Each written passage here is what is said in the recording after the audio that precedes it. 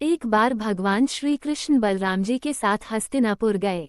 उनके हस्तिनापुर चले जाने के बाद अक्रूर और कृतवर्मा ने शतधन्वा को स्यमंतक मणि छीनने के लिए उकसाया। शतधन्वा बड़े दुष्ट और पापी स्वभाव का मनुष्य था।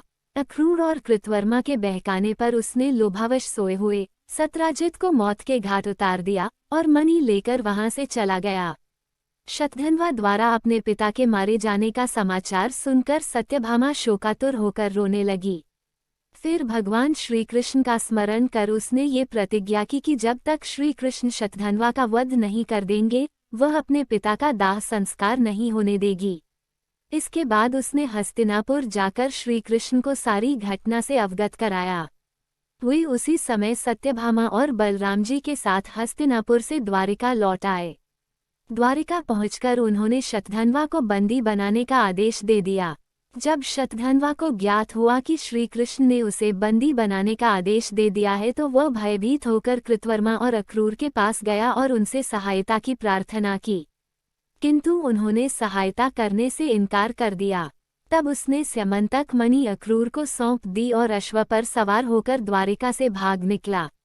श्री कृष्ण और बलराम को उसके भागने की सूचना मिल चुकी थी, अतः उसका वध करने के लिए वे रथ पर सवार होकर उसका पीछा करने लगे।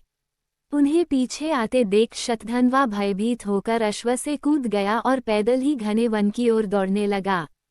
तब श्री कृष्ण ने सुदर्शन चक्र से उसका मस्तक धड़ से अलग कर दिया। इस प्रकार दुष्ट शतधन्वा का वध कर उन्होंने सत्यभामा की प्रतिज्ञा पूर्ण की। शतधन्वा की मृत्यु का समाचार सुनकर कृतवर्मा और अक्रूर भयभीत होकर अपने परिवारों सहित द्वारिका से चले गए। श्री कृष्ण अक्रूर से बड़ा प्रेम करते थे। जब उन्हें अक्रूर के द्वारिका से जाने का समाचार मिला तो वे अत्यंत दुखी हो गए। उन्होंने उसी क्षण सैनिकों को आज्ञा दी कि वे अक्रूर जी को ससम्मान द्वारिका वापस ले आए। शीघ्र ही अक्रूर को ससम्मान द्वारिका लाया गया।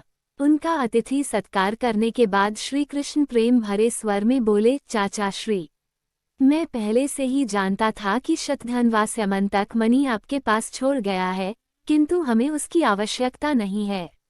आप बड़े धर्मात्मा और दानी हैं, इसलिए उसे आप अपने ही पास रखें। उनकी बात सुनकर अक्रूर की आंखों से आंसू बह निकले। वे अपने अपराध की क्षमा मांगते हुए बोले, दयानिधान, आप परम दयालु और भक्त वत्सल हैं, मैं आपकी शरण में हूँ।